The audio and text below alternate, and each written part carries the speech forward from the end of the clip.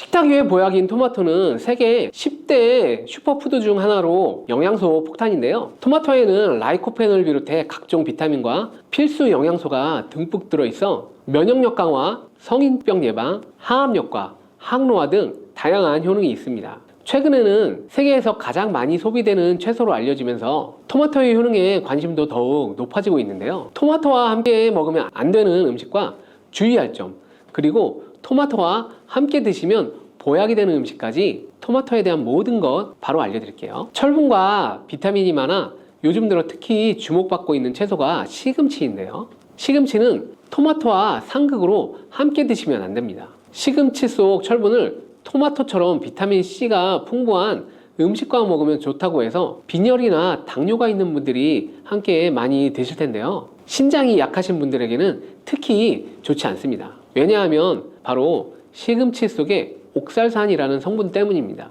옥살산이 혈액 속 칼슘과 결합하게 되면 작고 뾰족한 결정 모양으로 체내에 쌓여 결석을 만들게 됩니다. 그렇게 되면 근육통과 근육 경련뿐만 아니라 심하면 신장 결석을 유발시킬 수 있습니다. 또한 시금치의 철분이 토마토의 라이코펜 흡수를 방해하는 작용도 일어날 수 있습니다. 토마토가 슈퍼푸드로 손꼽히는 이유가 바로 라이코펜 성분 때문인데요. 라이코펜은 강력한 항산화 작용으로 몸속 산화 스트레스와 염증을 줄여주고 암을 예방하는 놀라운 성분입니다. 또한 라이코펜은 폐암, 전립선암, 유방암과 결장암 등의 다양한 암 예방에 엄청난 효과가 있다고 하며 혈관을 건강하게 해주고 동맥경화와 심혈관 질환의 예방에 탁월합니다. 오하이오주 주립대학의 연구에 따르면 토마토를 시금치와 함께 드시면 이 기적의 성분인 라이코펜 흡수율이 무려 50%나 감소된다고 하니 토마토와 시금치를 함께 드시지 않는 것이 좋습니다.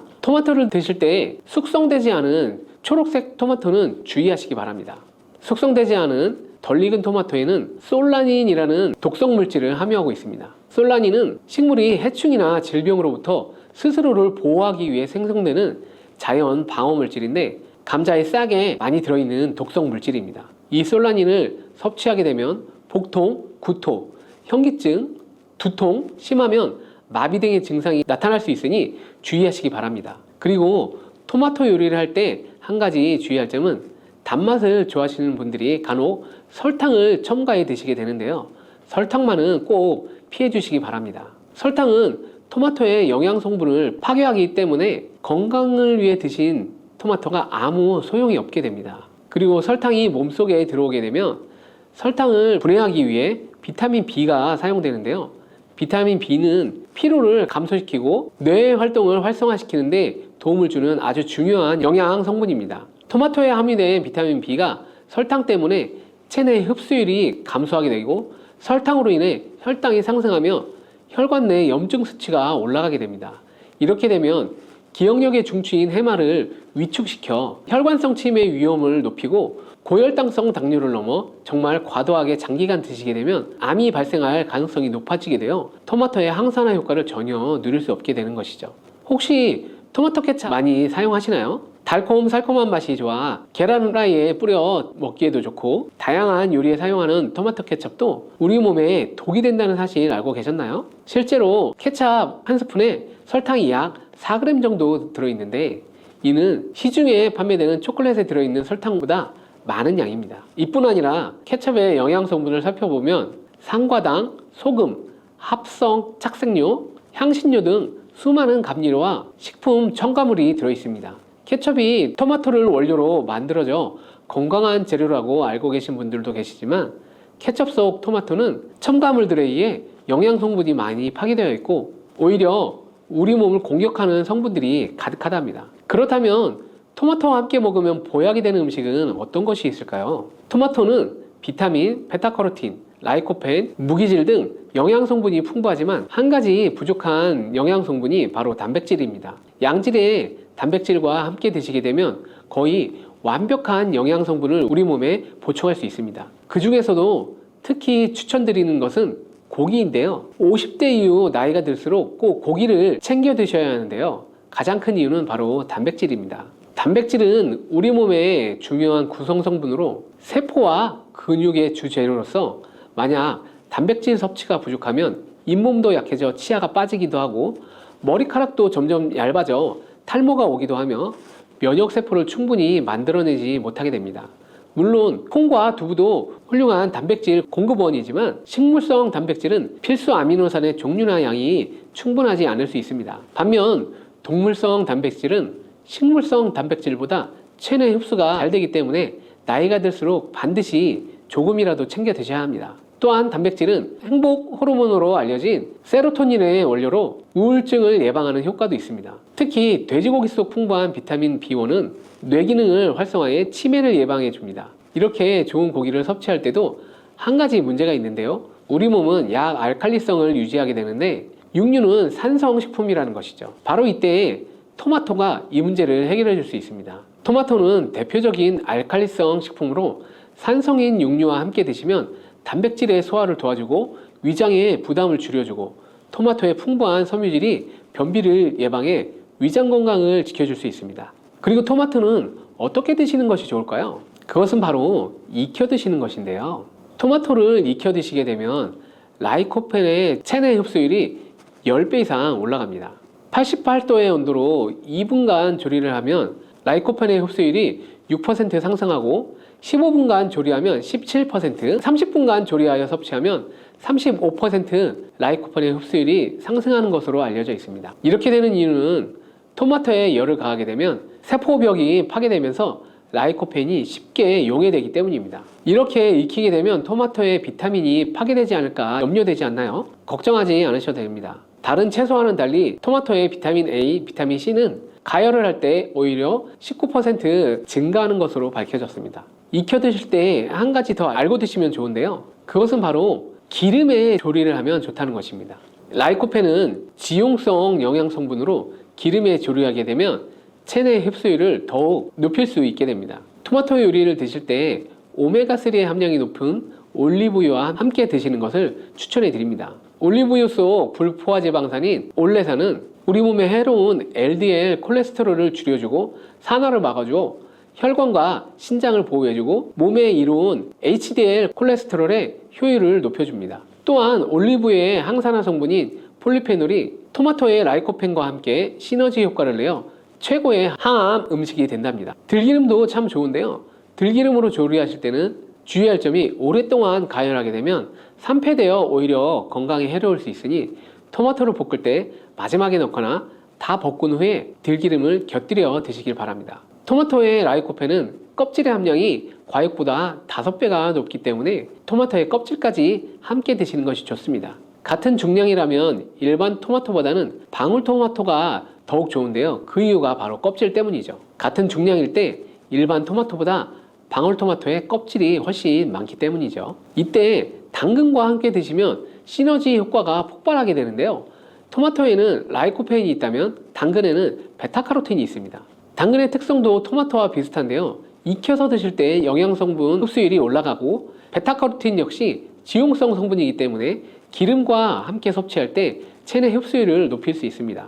그리고 주목할 것은 당근과 토마토를 아침 공복에 먹을 때 최고의 항암 식품이 될 수 있습니다. 토마토 당근 주스를 만들어 드시면 공복에도 부담 없이 정말 좋은데요. 만드는 방법도 정말 간단합니다. 토마토와 당근을 적당한 크기로 잘라 올리브유에 살짝 익혀서 믹서기에 넣고 물 한 컵 정도 넣고 갈아서 드시면 됩니다.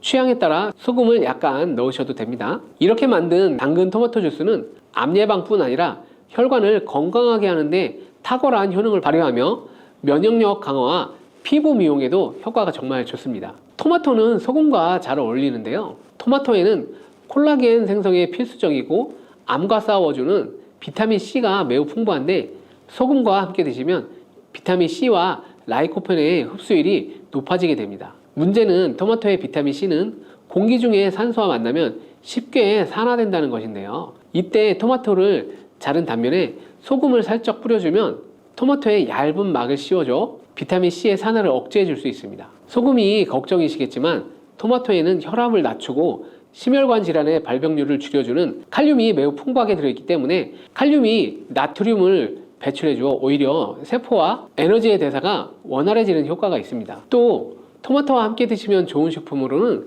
계란을 빼놓을 수 없죠. 완전식품의 대표주자 계란에는 단백질이 풍부하지만 비타민 C와 식이섬유가 부족한데 이를 토마토가 보충해주며 토마토에 부족한 단백질을 계란이 보충해주어 함께 섭취할 때 좋은 시너지 효과를 낼 수 있습니다. 토마토의 라이코펜도 계란과 함께 섭취할 때 체내 흡수율이 높아지며 항산화 효과와 면역력 강화에도 높은 효과를 누릴 수 있습니다. 토마토와 계란은 함께 볶아서 드시면 되는데요. 만드는 방법도 알려드릴게요. 먼저 계란을 풀어 달궈진 팬에 넣고 스크램블을 만들어 줍니다. 만든 스크램블은 접시에 옮겨 놓고 팬에 올리브유를 넣고 다진 파를 볶아 파기름을 내어줍니다. 그리고 적당한 크기로 자른 토마토를 넣고 잘 볶아주다가 마무리될 때 접시에 옮겨놨던 스크램블을 넣고 조금 더 볶아주면 끝입니다. 정말 간단하죠? 취향에 따라 간장이나 굴소스 같은 조미료를 기호에 따라 살짝 첨가해 주셔도 됩니다. 이렇게 토마토 계란 볶음은 아침 공복에 드시면 소화도 잘 될 뿐만 아니라 풍부한 영양 성분과 계란의 포만감으로 다이어트에도 정말 좋은 음식이 됩니다. 브로콜리도 참 좋은데요. 브로콜리는 토마토와 함께 세계 10대 슈퍼푸드에 들어가는 채소입니다. 토마토가 전립선암에 좋다고 했는데 브로콜리와 함께 섭취하게 되면 효과는 더욱 증가된다는 연구 결과도 있습니다. 또한 브로콜리는 토마토의 영양 성분 흡수율을 높여주며 혈압을 조절해주고 동맥경화를 예방하는 데에도 도움을 준다고 합니다. 또 아보카도라는 과일 알고 계시죠? 아보카도 또한 토마토와 함께 드시면 좋은 음식인데요. 아보카도에는 불포화지방산이 풍부하여 토마토의 라이코펜 성분을 흡수하는 데 도움을 줍니다. 아보카도에는 루테인, 제아잔틴 같은 카로티노이드 성분이 풍부하여 눈 건강을 증진시키는 데 효과를 발휘합니다. 봄철 우리 주변에서 쉽게 볼 수 있는 작지만 강력한 건강 식재료인 돌나물 좋아하시는 분들 많으신가요? 아마 나물 무침이나 쌈채소로 한 번쯤 드셔보셨을 거예요. 그런데 이 돌나물이 단순한 채소가 아니라 우리 몸에 아주 좋은 효능을 가지고 있다는 사실 알고 계신가요? 돌나물의 다양한 효능에 대해서 자세히 알아보고 건강에 어떻게 도움을 줄 수 있는지 함께 살펴볼게요. 돌나물은 돌틈에서 잘 자라는 강력한 생명력을 가진 식물인데요. 돌 위에서도 자란다고 해서 돌나물이라는 이름이 붙여졌다고 하죠. 보통 산이나 들 또는 바닷가 근처에서도 쉽게 볼 수 있는데요. 요즘은 가정에서도 화분에 심어 키우는 분들이 많답니다. 돌나물은 약간 신맛이 나면서도 아삭한 식감을 가지고 있어 입맛을 돋우는 데 아주 좋은데요. 주로 생으로 먹거나 무침, 국 또는 나물 반찬으로 활용되곤 하죠. 하지만 맛뿐만 아니라 건강에도 아주 좋은 유익한 성분들이 가득 들어있다는 점에 정말 놀라운 식재료인데요. 돌나물의 대표적인 효능을 하나씩 알아보겠습니다. 첫 번째 돌나물의 효능은 바로 해독작용입니다. 요즘 환경오염이나 가공식품 섭취 등으로 인해 우리 몸속에 다양한 독소가 쌓이게 되는데요. 몸속 독소가 많아지면 피로가 쉽게 쌓이고 피부 트러블도 자주 생기고 면역력도 약해질 수 있습니다. 그런데 돌나물에는 다양한 독소를 제거하는 데 도움을 주는 성분들이 풍부하게 들어있다는 사실 알고 계신가요? 특히 돌나물에는 사포닌과 플라보노이드 성분이 들어있어 강력한 해독작용을 하는데요. 사포닌이라는 성분 들어보신 분 계신가요? 홍삼에 들어가 있는 성분 중에 하나인 사포닌은 체내에 쌓인 노폐물과 독소를 배출하는 데 도움을 주는데요. 이 돌나물에도 사포닌이 들어있답니다. 뿐만 아니라 플라보노이드는 항산화 작용을 하여 세포 손상을 막아주고 덕분에 간 건강을 보호하고 몸속 불필요한 물질들을 배출하는 데 효과적이랍니다. 또 돌나물은 수분이 많고 이뇨작용을 도와주기 때문에 신장의 기능을 원활하게 하는데요. 덕분에 몸속에 불필요한 수분과 노폐물이 빠르게 배출될 수 있도록 돕는 것이죠. 만약 몸이 자주 붓거나 몸이 무겁다고 느껴지는 분은 돌나물을 식단에 추가해 보시는 것이 좋은 방법입니다. 아삭아삭 돌나물의 놀라운 효능 두 번째는 갱년기 증상 완화입니다. 갱년기는 여성뿐만 아니라 남성에게도 찾아온다는 사실 알고 계신가요? 호르몬의 변화로 인해서 다양한 신체적, 정신적 증상이 나타나게 되는 것이죠. 대표적으로는 안면 홍조, 불면증, 우울감, 피로감 등이 있을 수 있고 이럴 때 자연적인 방법으로 증상을 완화시킬 수 있는 식품을 찾는 분들이 많은데요. 돌나물이 이런 갱년기 증상을 완화하는 데도 효과적입니다. 돌나물에는 칼슘, 마그네슘, 비타민C 등 우리 몸에 꼭 필요한 미네랄과 비타민이 풍부하게 들어있는데요. 특히 칼슘과 마그네슘은 신경을 안정시키고 불안감을 줄여주는 데 도움을 줍니다. 덕분에 갱년기 증상으로 인해 심리적으로 불안하거나 감정 기복이 심할 때 돌나물을 섭취하면 도움이 될 수 있는 것이죠. 또한 돌나물은 에스트로겐과 유사한 작용을 하는 성분을 함유하고 있는데요. 돌나물을 꾸준히 섭취하게 되면 여성 호르몬이 에스트로겐이 감소하면서 나타나는 갱년기 증상을 완화하는 데 도움을 받을 수 있답니다. 돌나물이 갱년기 증상에 좋은 이유는 또 있는데요. 돌나물은 뼈 건강에도 매우 도움이 되는 식품입니다. 갱년기 이후에는 골다공증 위험이 커지기 때문에 뼈 건강을 챙기는 것이 매우 중요한데요. 돌나물에는 칼슘과 인성분이 들어있어 뼈를 튼튼하게 유지하는 데 꼭 필요하답니다. 건강한 갱년기를 보내기 위해서 돌나물을 식단에 포함시키면 참 좋겠죠. 돌나물의 효능 세 번째는 바로 항암 효과입니다. 돌나물에 항암작용을 하는 성분이 풍부하게 들어있다는 사실 알고 계신 분 별로 없으시죠? 돌나물은 칼슘, 비타민C, 식이섬유, 사포닌 등 우리 몸에 좋은 성분들이 풍부하게 들어있는데요. 그 중에서도 사포닌과 비타민C가 중요한 역할을 합니다. 사포닌은 식물에 들어있는 천연화합물로 우리 몸에서 암세포의 성장을 억제하는 데 도움을 준다고 알려져 있는데요. 특히 돌나물에 함유된 사포닌은 활성산소를 제거해주는 항산화 작용이 뛰어납니다. 활성산소는 우리 몸의 세포를 손상시키고 노화를 촉진할 뿐 아니라 암 발생의 원인이 되기도 하는데요. 돌나물을 꾸준히 섭취하면 활성산소 생성을 억제해 세포의 손상을 막아주고 암을 예방하는 데 도움이 된다고 합니다. 또 돌나물에는 비타민C가 풍부하게 들어있는데요. 비타민C는 강력한 항산화제의 역할을 하면서 면역력을 높여주고 암세포의 성장을 억제하는 효과가 있습니다. 특히 위암이나 대장암 예방에 도움이 된다고 알려져 있죠. 뿐만 아니라 돌나물에 들어있는 플라보노이드 성분은 항암 효과가 뛰어난데요. 플라보노이드는 항염작용과 항산화 작용을 통해 암 예방에 도움을 주는 것으로 유명한데요. 돌나물이 함유하고 있는 이런 다양한 성분들이 복합적으로 작용하면서 돌나물이 암 예방에 좋다고 하니 건강을 위해서 돌나물을 꼭 드시는 게 좋겠죠. 상큼한 돌나물의 놀라운 효능 네 번째는 골다공증 예방 효과입니다. 국민건강보험공단의 질병통계에 따르면 대한민국 골다공증 환자의 수는 2019년을 기점으로 100만 명을 넘었다고 밝혔는데요. 건강한 100세 시대를 살려면 노년층에서 가장 신경 써야 할 건강 문제 중 하나가 바로 골다공증이죠. 골다공증은 뼈의 밀도가 낮아져 쉽게 부러지거나 골절이 발생하는 질환인데 돌나물은 골다공증을 예방하는 데에도 큰 도움을 줄 수 있습니다. 돌나물에는 칼슘이 풍부하게 함유되어 있는데요. 돌나물의 칼슘 함량이 우유의 2배나 된다고 하는데 참 놀랍지 않나요? 칼슘은 뼈 건강을 유지하는 데 필수적인 영양소라는 것 다들 알고 계실 거예요. 우리 몸에서 칼슘이 부족하면 뼈가 약해지고 골다공증 위험이 높아질 수 있는데 돌나물은 칼슘이 풍부해 한 줌만으로도 칼슘 섭취에 많은 도움을 준다고 하니 우유를 마시면 속이 불편하셨던 분들은 대신 돌나물을 많이 드시면 되겠죠.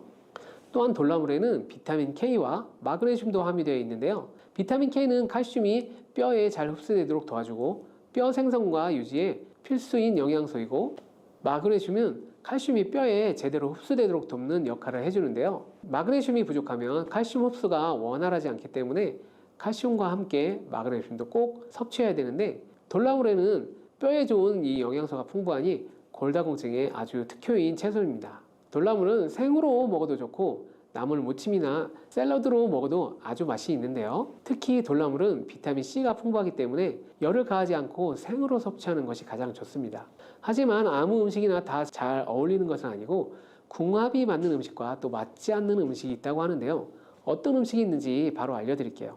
돌나물과 찰떡궁합 첫 번째 음식은 바로 참기름입니다. 상큼한 돌나물과 향긋한 참기름은 맛이 참 잘 어울리는데요. 참기름은 고소한 풍미를 더해줄 뿐 아니라 오메가3 지방산과 비타민 E를 풍부하게 함유하고 혈중 콜레스테롤 수치를 조절하는 데 도움을 주는데요. 또 참기름은 비타민 E가 풍부하여 피부 건강에 좋고 돌나물은 항산화 작용을 가지고 있어 피부에 영양 공급에 좋으니 둘의 궁합이 참 좋죠.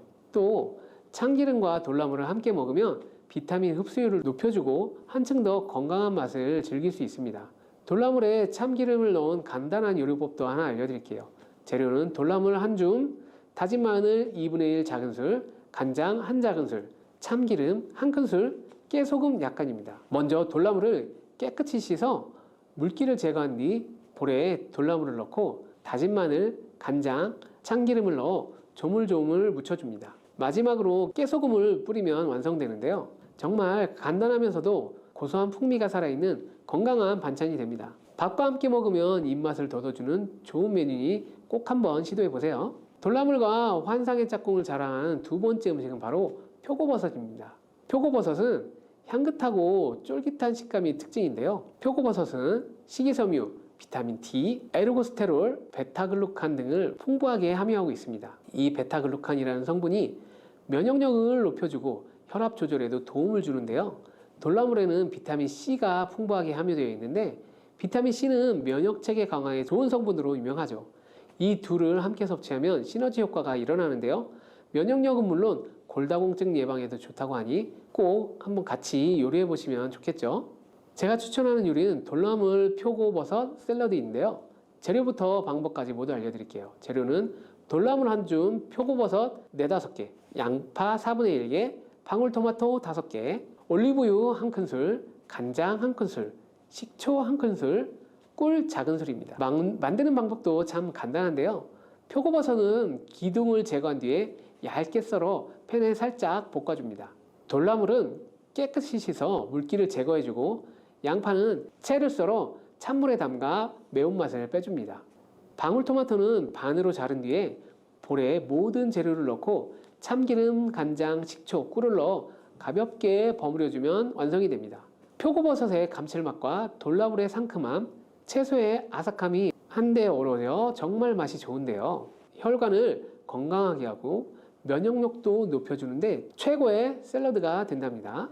이렇게 돌나물과 궁합이 좋은 식재료를 알아봤는데요. 함께 먹으면 독이 되는 음식도 있습니다. 바로 알려드릴게요. 그것은 바로 레몬입니다. 레몬은 비타민C가 풍부하고 상큼한 맛이 있어 건강에 좋은 과일이죠. 하지만 돌나물과 함께 먹을 경우에는 오히려 건강을 해칠 수 있다는 사실 모르셨죠? 이유는 돌나물과 레몬 모두 강한 산성을 띠고 있기 때문인데요. 돌나물 자체에도 약간의 신맛이 나지만 레몬을 함께 섭취하면 그 산도가 더욱 높아져 위장에 부담을 줄 수 있습니다. 특히 위가 약하신 분이나 속쓰림을 자주 경험하시는 분들이 있다면 돌나물과 레몬을 같이 섭취하시는 것은 피하는 것이 좋겠습니다.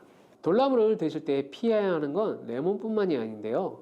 맛있다고 돌나물을 과다하게 섭취하는 것도 건강에 위험할 수 있습니다. 봄철 돌나물의 아삭한 식감이 좋아 과하게 섭취하는 분들이 계신데요. 돌나물에 옥살산이라는 성분이 함유되어 있어 너무 많이 먹게 되면 신장에 부담을 줄 수 있습니다. 특히 신장이 약하거나 신장 결석이 있는 분들은 돌나물을 섭취할 때 너무 많이 드시지 않도록 주의해 주세요. 또한 돌나물을 요리하기 전에 세척도 꼼꼼하게 해야 되는데요. 돌나물은 보통 야외에서 자연스럽게 자라는 식물이기 때문에 흙이나 미세먼지가 묻어 있을 가능성이 높습니다. 그래서 섭취하기 전에 깨끗한 물에 여러 번 씻어주는 것이 아주 중요합니다. 특히 농약이나 오염물질이 걱정되는 경우라면 식초물에 5에서 10분 정도 담가뒀다가 헹궈주면 그냥 물로 세척하는 것보다 더욱 안전하게 드실 수 있으니 씻을 때 식초물에 담궈 씻는 법 잊지 말아주세요. 혈관을 깨끗하게 하고 당뇨를 예방하려면 땅콩을 이렇게 드셔야 합니다. 여러분, 땅콩 좋아하시는 분 계신가요? 땅콩과 건어물을 안주로 참 좋아하시는 분들이 많죠. 이런 맛있는 땅콩이 건강에 좋은 효능들이 많다는 사실 알고 계셨나요? 심심부리 땅콩이라는 말이 있을 정도로 땅콩은 우리에게 매우 친숙한 음식인데요. 하지만 땅콩은 그 놀라운 효능을 제대로 알고 있는 분이 많지 않은 것 같아요. 땅콩이 얼마나 우리 몸에 좋은 영향을 미치는지, 그리고 어떻게 섭취하는 것이 더 좋은지에 대해서 땅콩에 대한 모든 것 알려드리겠습니다. 어릴 때 키가 유독 작은 친구들을 땅콩 같다고 놀리지 않으셨나요? 작은 땅콩 한 알에는 단백질, 지방, 탄수화물과 식이섬유는 물론 비타민 E, 비군, 칼륨, 마그네슘, 철분, 폴리페놀, 플라보노이드, 레스베라트롤 등 여러 가지 몸에 좋은 영양소가 매우 풍부하게 들어있는데요. 이렇게 영양이 풍부하고 맛도 고소한 땅콩의 놀라운 효능 7가지 바로 알려드릴게요. 땅콩의 놀라운 효능 첫 번째는 바로 심혈관 질환 개선에 도움을 준다는 것입니다. 미국 심장학회에서 땅콩을 추천 음식으로 소개한 것 알고 계신가요? 땅콩의 크기는 작지만 땅콩 안에 들어있는 영양소는 결코 작지 않답니다. 땅콩은 불포화지방산을 많이 함유하고 있고 특히 땅콩에 함유된 모노불포화지방산과 다불포화지방산은 나쁜 콜레스테롤인 LDL 수치를 낮추고 좋은 콜레스테롤인 HDL은 높이는 데 도움이 됩니다. 또한 땅콩에 함유된 단일 불포화 지방산은 혈중 콜레스테롤 수치를 낮추는 데 도움을 주는데요. 혈중 콜레스테롤이 낮아져 심장 건강을 지키는 데 매우 좋은 작용을 하는 것이죠. 또한 땅콩은 불포화 지방산이 풍부하고 비타민 E가 풍부하게 들어있어 심혈관 건강에 도움을 주고 혈관을 보호하고 혈액순환과 동맥경화를 예방하고 심장질환의 위험을 줄여줍니다. 또한 땅콩은 마그네슘, 칼륨, 식이섬유와 같은 심혈관 건강에 중요한 영양소를 함유하고 있어 혈압을 조절하고 혈관을 건강하게 유지하는 데 도움을 준다는 것 꼭 기억하시기 바랍니다. 땅콩의 놀라운 효능 두 번째는 바로 뇌 건강에 도움을 준다는 거예요. 땅콩에는 레시틴과 비타민 E가 들어있는데요. 이 성분들은 뇌세포를 보호하고 뇌 건강을 유지하는 데 중요한 역할을 합니다. 특히 땅콩은 이 기억력과 집중력 향상에 도움이 될 수 있어 중년과 노년층에게 매우 유익한 음식인 것 아셨나요? 땅콩에 함유된 비타민 E, 폴리페놀, 특히 레스베라토롤 등 강력한 항산화 성분은 뇌 건강에 도움을 주는데요. 이러한 항산화 성분은 뇌에서 발생할 수 있는 산화 스트레스를 줄여주고 이는 신경세포를 보호하고 뇌 기능을 향상시키는 기능도 해준답니다. 또한 땅콩은 불포화 지방산, 특히 오메가3 지방산을 포함하고 있어서 뇌 기능을 개선하고 치매 같은 뇌질환을 예방할 수 있는데요. 특히 불포화 지방산은 뇌세포막의 구성성분으로 중요한 역할을 하며 뇌의 신경전도 속도를 높여서 기억력과 학습 능력을 향상시킬 수 있어요. 땅콩의 효능 정말 놀랍지 않나요? 아직 놀라기는 이른데요. 땅콩의 효능 세 번째는 바로 이 체중 관리에 도움을 주는 것입니다. 땅콩은 단백질과 섬유질이 풍부해서 조금만 먹어도 이 포만감을 오래 유지시켜 주는데요. 그래서 과식을 예방하고 체중을 관리하는데 도움을 줄 수 있는 것이죠. 그리고 땅콩도 좋지만 땅콩을 갈아 만드는 땅콩 버터도 포만감을 오래 유지시켜줘서 과식을 방지하는 데 효과적입니다. 또한 단백질과 지방이 풍부해서 에너지를 공급하고 건강한 체중 관리를 도와줍니다. 하지만 모든 음식은 과유불급, 작지만 영양이 풍부한 땅콩은 이 고칼로리 식품이기 때문에 하루에 10알에서 20알 정도 적당량을 섭취하는 것이 중요하다는 거 꼭 기억해 주시기 바랍니다. 땅콩의 놀라운 효능 네 번째는 바로 당뇨 관리에 좋다는 거예요. 땅콩이 당뇨에 얼마나 좋은 효능이 있는지 알고 계셨나요? 땅콩에는 불포화 지방산이 많이 함유되어 있고 혈당 지수가 낮아서 혈당을 천천히 올라가게 하는 효과가 있어요. 그래서 당뇨병 환자들에게도 좋은 간식으로 평가되고 있습니다. 또한 그 땅콩에 포함된 섬유질과 단백질이 혈당을 안정적으로 유지하는 데 도움을 주는데요. 땅콩에 함유된 식이섬유 또한 혈당의 흡수를 늦추고 혈당 수치를 안정적으로 유지하는 데 도움을 준다는 것이에요. 이뿐만 아니라 땅콩의 마그네슘과 비타민 B군은 인슐린 감수성을 향상시키는 데 도움을 주고 이로 인해서 땅콩은 당뇨병 예방 및 혈당 관리에 탁월한 식품으로 평가되고 있습니다. 땅콩의 효능 정말 놀랍지 않나요? 아직 끝나지 않았어요. 땅콩의 효능 다섯 번째는 이 피부 건강에 도움을 준다는 거예요. 땅콩에 들어있는 비타민 E와 항산화 물질들이 피부를 건강하게 유지하는 데 좋은 영향을 주는데요. 땅콩에 들어있는 비타민 E는 강력한 항산화제로서 피부 세포를 자유 라디칼로부터 보호하고 피부 노화를 지연시키는 데 좋은 영향을 줍니다. 이 성분은 피부의 탄력을 유지하고 주름을 예방하는 데 효과적이며 피부 노화를 방지하고 염증을 줄여주고 피부를 매끄럽고 촉촉하게 만들어줍니다. 그래서 땅콩은 아름다운 피부를 위한 좋은 식품인 것이죠. 그리고 땅콩에 포함된 불포화 지방산, 특히 올레산과 리놀렌산은 피부의 수분 유지를 도와서 피부가 건조해지지 않도록 하며 염증을 줄여주고 피부 트러블을 완화하는 데 도움을 줄 수 있습니다. 뿐만 아니라 땅콩에는 아연이 포함되어 있어서 피부 회복에 아주 중요한 역할을 해줍니다. 땅콩에 함유되어 있는 아연은 상처 치유를 돕고 여드름과 같은 피부 문제를 개선하는 데 놀라운 효능도 있답니다. 땅콩의 효능 여섯 번째는 바로 소화 건강에 도움을 준다는 거예요. 땅콩에는 식이섬유가 풍부해서 소화 시스템에 좋은 영향을 주는데요. 식이섬유는 장의 움직임을 촉진시켜 변비를 예방하고 장내에 유익한 미생물의 활동을 도와서 장 건강에 매우 좋은 환경을 만들어줍니다. 또한 땅콩에 포함된 불용성 섬유는 특히 장을 자극해 배변을 원활하게 하고 장의 건강을 유지하는데 아주 중요한 역할을 하는데요. 이 섬유는 장에서 물을 흡수해서 변을 무르게 만들어줍니다. 땅콩의 놀라운 효능 7번째는 바로 좋은 단백질과 건강한 지방 섭취에 좋은 공급원이라는 거예요. 땅콩은 고기나 다른 동물성 단백질에 비해서 지방이 적고 채식주의자나 비건이 단백질을 섭취할 때 아주 유용한 대체 식품이 될 수 있는데요. 100g의 땅콩은 약 25에서 30g의 단백질을 함유하고 있다는 건 아셨나요? 우리가 흔히 좋은 단백질 공급 식품이라고 생각하는 닭가슴살의 단백질 함량이 100g당 30에서 35g이라는 걸 생각해보면 단백질 함량은 닭가슴살에 비해 살짝 낮지만 대신 건강한 불포화지방과 다른 다양한 영양소도 다량 함유하고 있어서 단백질을 섭취하기에 충분히 좋은 식품이랍니다. 이렇게 건강에 놀라운 효능이 있는 땅콩, 그냥 아무렇게나 드시면 땅콩의 효능을 100% 섭취할 수 없다는 것 알고 계셨나요? 보통 땅콩을 어떻게 조리해서 드시나요? 구워서, 볶아서, 삶아서 모두들 좋아하는 방법이 다를 텐데요. 생 땅콩을 먹는 것이 가장 좋다라고 들어보신 분들도 있을 거예요. 과연 땅콩을 가공하지 않고 생으로 먹는 것이 가장 좋은 방법일까요? 정답은 아니오예요.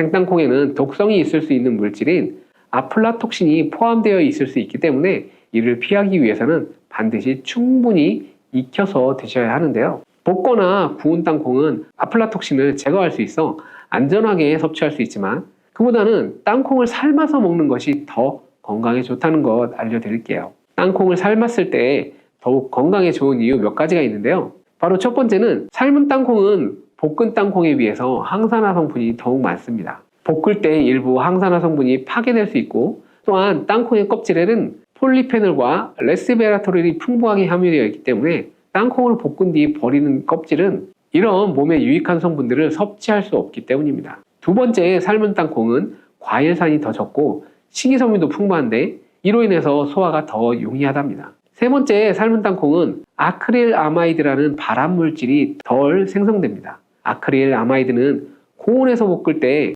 발생할 수 있는데 삶는 과정에서는 이 유해 물질이 생성되지 않습니다. 이제는 건강을 위해서 삶아서 드셔야 된다는 것 아셨죠? 하지만 땅콩을 섭취하시기 번거롭거나 조금 더 쉽게 섭취하시고 싶은 분도 계실 텐데요. 이런 분들은 땅콩 버터를 드시면 됩니다. 땅콩 버터는 땅콩에 버터를 넣은 것 아니야 라고 생각하시는 분들도 계시죠. 그것은 아니고 땅콩을 계속 갈게 되면 크림과 같은 형태로 변하게 되는데 이게 마치 버터처럼 부드러워서 땅콩 버터라고 부르는 거예요. 땅콩 버터는 땅콩의 영양소를 그대로 담고 있어서 섭취할 때 매우 좋은데요. 다만 가공된 땅콩 버터에는 설탕이나 염분이 추가될 수 있기 때문에 첨가물이 없는 순수한 땅콩 버터를 선택하시는 게 좋겠죠. 땅콩 버터는 샐러드 드레싱에 넣거나 통밀빵에 발라 드시면 더욱 맛있고 건강하게 섭취할 수 있습니다. 맛도 좋고 건강에도 좋은 땅콩, 이렇게 좋은 땅콩도 섭취할 때 몇 가지 주의할 점이 있는데요. 혹시 알고 계신가요? 땅콩을 섭취할 때 주의할 점들 바로 알려드릴게요. 땅콩 섭취할 때 주의할 점 첫 번째는 바로 알레르기예요. 땅콩 알레르기 있는 분들은 절대 땅콩을 드시면 안 되는데 땅콩은 알레르기를 일으킬 수 있는 대표적인 식품이기 때문에 본인이 알레르기가 있는 걸 인지하시는 분들은 절대 피하셔야 합니다. 땅콩 알레르기는 가벼우면 목, 혀, 가려움이나 발진 등이 일어날 수 있는데요. 만약 알레르기 증상의 정도가 심하다면 호흡곤란, 혈압저하, 아나필락시스 등 매우 심각한 반응을 일으킬 수 있으므로 알레르기 반응이 있다면 즉시 땅콩 섭취를 중단하고 의사와 상담을 받는 것이 필요합니다. 또한 땅콩에 들어간 음식이 아니어도 전에 같은 조리기구를 사용해서 만든 요리에도 땅콩의 성분이 남아있을 수 있기 때문에 알레르기가 있는 사람들은 위험할 수 있는데요. 알레르기가 있는 분들은 꼭 땅콩이 들어갈 수 없는 환경에서 조리가 된 건지 확인하는 게 중요합니다. 땅콩을 섭취할 때 주의할 사항 두 번째는 바로 과다 섭취예요. 고사한 땅콩은 손으로 집어먹기도 쉬워서 한번 먹기 시작하면 하나, 둘, 셋, 넷 계속 입으로 들어가게 되는데요. 하지만 이렇게 계속 먹다간 아무도 모르는 사이에 체중이 증가할 수 있습니다. 땅콩은 고칼로리 식품이기 때문인데요. 하루 권장 섭취량은 약 10알에서 20알 정도고 이를 넘기지 않도록 주의하시고 적당량을 섭취하는 것이 중요하답니다. 세 번째, 땅콩 섭취할 때 주의할 점은 바로 염분과 설탕이 추가된 가공식품을 피하는 것입니다. 땅콩이 몸에 좋다고 해서 시중에 판매되는 땅콩 버터나 땅콩 과자까지 좋은 것은 아닌데요. 땅콩의 겉면 위에 염분이나 설탕이 많이 포함된 제품들이 있어요. 이런 제품을 자주 섭취하면 혈압 상승이나 당뇨 유발 등의 문제가 발생할 수 있으므로 첨가물이 적은 제품을 선택하는 것이 좋아요. 또한 땅콩 버터를 섭취할 때도 뒤에 성분표를 꼭 확인하셔야 하는데요. 맛으로 먹는 거라면 상관없지만 건강을 위해서 땅콩 버터를 섭취하시는 것이라면 100% 땅콩으로만 만들어진 제품인지 살펴보시고 구매해야 합니다. 땅콩 드실 때 주의할 점 네 번째는 바로 보관이 잘 된 땅콩을 드셔야 한다는 거예요. 땅콩이 건조된 식품이라고 생각해서 실온에 대충 보관해 놓진 않으셨나요? 땅콩은 고지방 식품으로서 지방산이 매우 많이 포함되어 있어 산패가 될 수 있는데요. 산패된 지방은 인체에 유해한 물질인 과산화지질을 생성할 수 있고 이는 세포와 조직에 손상을 일으킬 수 있습니다. 또한 땅콩이 보관 상태가 부적절해지면 곰팡이가 자주 발생하는데 이 곰팡이는 아플라톡신이라는 독소를 생성할 수 있어요. 아플라톡신은 강력한 발암물질로 알려져 있는데요. 장기적으로 섭취할 경우에 간에 손상을 주거나 간암을 일으킬 수 있는 위험한 물질이죠. 따라서 땅콩을 보관할 때는 통풍이 잘 되고 건조한 장소에 보관해야 되고 곰팡이가 발생한 땅콩은 절대 섭취하시면 안 됩니다. 혹시 달콤 쌉싸름한 계피 좋아하시나요? 저는 향긋한 수정과도 좋고 계피가루를 얹은 라떼도 정말 좋아하는데요. 계피는 단순히 향긋한 맛을 주는 향신료 이상의 효능을 가지고 있다는 것 혹시 알고 계신가요? 우리가 몰랐던 계피의 효능, 함께 먹으면 좋은 음식들, 그리고 주의할 점까지 자세하게 알려드릴게요. 구독과 좋아요, 전체 알림 설정은 영상 제작에 큰 힘이 됩니다. 첫 번째 계피의 효능은 바로 암을 예방한다는 거예요. 계피는 항산화 성분이 풍부한 음식인 거 아시죠? 우리나라뿐만 아니라 전 세계적으로 계피는 많은 사랑을 받고 있는데요. 향이 좋을 뿐만 아니라 계피의 효능 또한 뛰어나기 때문입니다. 계피에는 항산화 물질이 함유되어 있는데요. 이런 항산화 물질은 우리 몸의 세포가 노화되거나 손상되는 것을 막아주는 역할을 합니다. 특히 계피에 들어있는 시나믹 알데하이드라는 성분이 강력한 항암 효과를 가지고 있어서 암세포의 성장을 억제하는 효과가 있는 거예요. 연구에 따르면 계피는 특히 대장암이나 간암 예방에 효과적일 수 있다고 하는데요.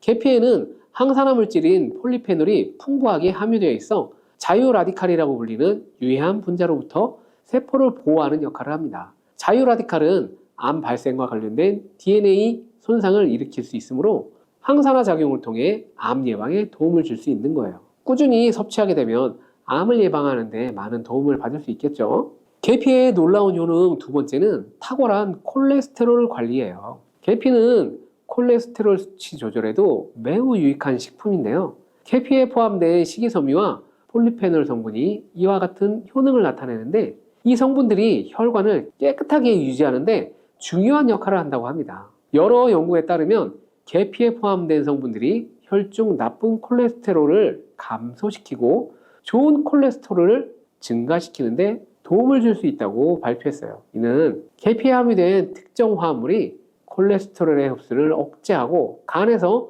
콜레스테롤의 생성을 감소시키는 작용을 할 수 있다는 의미예요. 또한 계피는 체내에서 지방의 축적을 막고 혈관의 건강을 유지하는 데에도 중요한 역할을 한다고 알려져 있죠. 고지혈증이나 고콜레스테롤증은 심혈관 질환을 일으킬 수 있는 중요한 위험 요소로 알려져 있는데요. 계피는 이러한 위험 요소를 관리하는 데 도움을 줄 수 있는 거예요. 따라서 계피를 적당하게 섭취하게 되면 콜레스테롤을 관리하는 데 유익하다고 할 수 있는 거죠. 심혈관 질환이 걱정되는 분들에게는 정말 좋은 식품이 되는 겁니다. 세 번째 계피의 놀라운 효능은 바로 당뇨병 예방이에요. 당뇨병은 많은 분들이 고통받고 있는 질병이죠. 주위에 당뇨 때문에 혈당 관리하시는 분들 자주 볼 수 있는데요. 그런데 계피가 당뇨병 관리에 큰 도움이 된다고 하니 정말 놀랍지 않나요? 계피에 함유된 크로모라는 성분이 인슐린 감수성을 높여주어서 혈당 수치를 안정시키는 데 도움을 줄 수 있다고 하는데요. 연구에 따르면 계피를 꾸준히 섭취한 사람은 식후 혈당이 급격하게 올라가는 것을 막을 수 있었다고 합니다. 또한 계피에 포함된 시나믹 알데하이드 성분이 인슐린 민감도를 높여주고 혈당 수치를 안정시켜주는 데 도움을 준다고 알려져 있죠. 이 성분이 인슐린이 더 잘 작용하도록 돕기 때문에 혈당을 효과적으로 조절하는 데 도움을 주는 역할을 할 수 있는 거죠. 우리나라보다 더 계피를 좋아하는 인도에서 계피 섭취와 대사증후군에 관한 실험이 진행되었는데요. 인도 델리 대학교에서 진행한 실험 연구에 따르면 대사증후군이 있는 116명을 두 그룹으로 나눈 뒤 16주간 한 그룹은 계피 추출물을 섭취하고 다른 한 그룹은 계피가루가 들어있다고 속인 가짜 약을 섭취하게 했는데요. 16주 뒤 확인했더니 계피 추출물을 먹은 그룹은 가짜 약을 먹은 그룹에 비해 대사증후군에 악영향을 주는 체중, 혈당, 콜레스테롤 등의 수치가 개선되었다고 합니다. 참으로 놀랍죠? 이는 계피를 꾸준히 섭취하는 것만으로 당뇨병을 완전히 예방할 수 있는 것은 아니지만 식이요법에 포함시킬 수 있는 좋은 재료라는 것은 분명합니다. 네 번째 계피의 놀라운 효능은 바로 계피의 항염 작용입니다. 계피가 항염 작용까지 있다고 하니 참 신기하죠. 계피에는 항염증 작용이 있는 화합물이 함유되어 있는데요. 계피에 들어있는 시나믹 알데하이드 성분은 염증을 줄이는데 효과적이라는 연구 결과도 있습니다. 이 성분은 몸속 염증 반응을 억제해 주어서 관절염, 근육통, 염증성 질환이 있는 분들에게 매우 유익한 식품이죠. 특히 체내에서 발생하는 염증은 만성적인 질환을 유발할 수 있기 때문에 이를 예방하는 것이 중요한데요. 계피를 섭취하면 몸속 염증을 낮춰주는 데 도움을 줄 뿐만 아니라 면역력 강화에도 긍정적인 영향을 미친다고 알려져 있습니다.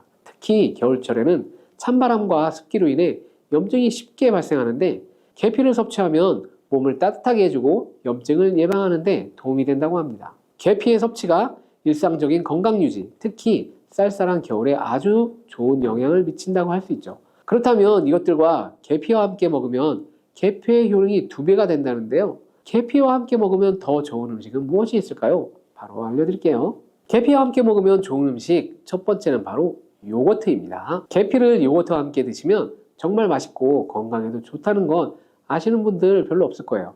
혹시 그릭 요거트나 프로바이오틱스 같은 단어들 들어보셨죠? 요거트에는 단백질, 칼슘, 프로바이오틱스 등의 영양소가 풍부하게 함유되어 있는데요. 요거트는 발효식품으로서 몸에 좋은 프로바이오틱스가 풍부해서 장 건강에 도움을 주는데 계피와 요거트를 함께 섭취하면 서로 시너지 효과를 낼 수 있는 거예요. 그리고 계피의 항염작용과 혈당 안정 효과가 더해져서 건강을 더욱 향상시킬 수 있는 거죠. 요거트에 계피를 넣으면 소화 기능이 개선되고 특히 요거트에 계피를 더하면 체내 지방을 태우는데 도움이 되는 효과가 있어서 요거트와 계피를 함께 섭취하면 소화를 돕고 체중 관리에도 매우 좋답니다. 그게 다가 아니죠. 계피의 매콤달콤한 향이 요거트와 잘 어울려 맛있게 즐길 수 있는데요. 요거트를 자주 드시는 분들은 꼭 계피를 뿌려서 드셔보세요. 샐러드 드실 때 드레싱으로 요거트를 사용한 뒤 그 위에 계피가루를 톡톡 뿌려서 드시는 것도 아주 좋은 계피와 요거트 활용법이랍니다. 계피와 찰떡궁합인 식품 2번째는 바로 사과예요. 계피와 사과는 정말 잘 어울리는 조합인데요. 사과는 비타민 C와 식이섬유, 항산화 성분이 풍부해서 면역력 강화, 소화에 도움을 주는 과일인데요. 계피는 당뇨병 예방과 관리에 도움을 주고 혈당 조절에 효과적이죠. 계피와 사과를 함께 먹으면 2가지 재료의 장점이 더해져 더욱 효과적인 건강관리가 가능하다는 건데요. 그리고 이 2가지가 만나면 체중 관리에도 큰 도움이 된다고 하니 같이 안 먹을 이유가 없겠죠. 맛 또한 더욱 좋아지는데요. 계피는 사과의 달콤한 맛을 더욱 풍부하게 만들어주는데 서양에서는 디저트로 사과파이에 계피가루를 얹어 향긋하게 즐기는 게 유명하죠. 같이 섭취할 때는 사과에 계피를 뿌려서 간단히 먹거나 사과를 얇게 썰어 계피를 뿌려서 먹으면 더욱 맛있고 건강한 간식이 될 수 있다는 것 기억해 주세요. 3번째, 계피와 먹으면 좋은 음식은 바로 커피예요. 계피와 커피는 정말 좋은 궁합인데요. 커피는 카페인 덕분에 활력을 불어넣어주는 음료인데요. 커피의 쓴맛이 사람마다 호불호가 갈릴 수 있어요. 그런데 계피를 커피에 넣어서 드시면 쓴맛이 부드럽게 변하면서 더욱 풍부하고 깊은 맛을 느낄 수가 있는데요. 계피가 커피의 쓴맛을 부드럽게 감싸주기 때문에 커피를 마시는 동안 입안에 더 부드러운 느낌을 주게 되는 것이죠. 계피는 항염증 효과와 항산화 효과가 뛰어나서 커피와 함께 마시면 건강 효과도 한층 더 올라가는데요. 커피 자체에도 많은 항산화 물질들이 포함되어 있어서 계피 역시 강력한 항산화 성분을 가지고 있는데 둘을 함께 마시면 체내 염증을 줄여주고 세포를 보호하는 효과를 볼 수 있는 것이에요. 계피와 커피를 함께 마실 때 또 다른 장점이 있는데요. 그것은 바로 혈당 조절입니다. 커피는 그 자체로 혈당을 빠르게 올리는 경향이 있는데요. 계피가 그 과정을 완화시켜주면서 커피를 마실 때 혈당이 급격하게 상승하는 것을 방지할 수 있어요. 그래서 당뇨가 있는 분들께도 이 두 음료의 조합은 매우 추천을 드리는 거죠. 그렇다면 계피와 커피는 어떻게 함께 먹는 것이 좋을까요? 계피와 커피를 함께 즐기기 위한 가장 간단한 방법은 계피가루를 커피에 넣는 거예요. 커피가 다 내려진 후에 4분의 1티스푼의 계피가루를 넣고 잘 저어주면 계피의 향이 커피와 자연스럽게 어우러져 향긋한 커피 한 잔을 만들어 드실 수 있습니다. 계피를 너무 많이 넣으면 커피의 맛이 너무 강해질 수 있으니 적당량 넣어주는 것이 아주 중요합니다. 또한 계피 스틱을 사용해 커피를 우려내는 방법도 있는데요. 커피를 내린 후 계피 스틱을 커피에 넣고 몇 분간 우려내면 계피의 향이 은은하게 배어들어 훨씬 더 맛있고 건강한 커피를 즐길 수 있습니다. 계피 스틱을 사용하면 시각적으로도 멋진 효과를 줄 수 있기 때문에 커피를 더욱 고급스럽고 멋스럽게 즐기고 싶다면 계피와 커피 꼭 한번 같이 우려 드세요. 이번에는 계피와 함께 드시면 몸에 해가 되는 음식이 있는데요. 그것도 바로 알려드릴게요. 그것은 바로 귤이나 자몽, 레몬 같은 시트러스 계열의 과일인데요. 계피와 시트러스 계열의 과일을 함께 드시면 안 된다는 이유 바로 알려드릴게요. 많은 분들이 이 신맛이 나는 시트러스 계열 과일, 예를 들어 오렌지나 레몬을 좋아하는데요. 이 과일들은 비타민C가 풍부하고 상큼한 맛이 참 일품이죠. 하지만 계피와 시트러스 과일을 함께 먹을 때는 주의가 필요한데요. 계피의 주요 성분 중 하나인 시나몰은 계피가 가진 독특한 향을 만들어내는 성분인데 이 시나몰이 시트러스 계열 과일의 산성 성분과 결합하면 위에서 소화가 잘 되지 않거나 불편한 증상을 유발할 수 있습니다. 특히 속쓰림이나 위경련이 일어날 수 있는데요. 이는 계피와 시트러스 과일이 소화 효소의 분비를 방해하고 서로 반응하면서 위에 자극을 주기 때문입니다. 거기에다 시트러스 과일의 산도가 더해져 위산이 과도하게 분비될 수 있기 때문에 계피와 오렌지, 레몬, 귤과 같은 과일들은 함께 먹는 것은 피하는 것이 좋습니다. 만약 계피와 과일을 함께 즐기고 싶다면 아까 알려드렸던 사과도 매우 좋고 아니면 배도 계피와 잘 어울리는데요. 이러한 과일 소화에도 부담을 주지 않기 때문에 이제부터 계피와 과일을 함께 드시고 싶다면 꼭 유의해 주세요. 계피가 많은 효능을 가지고 있지만 부작용도 있을 수 있는데요. 계피를 섭취할 때 주의할 점은 무엇일까요?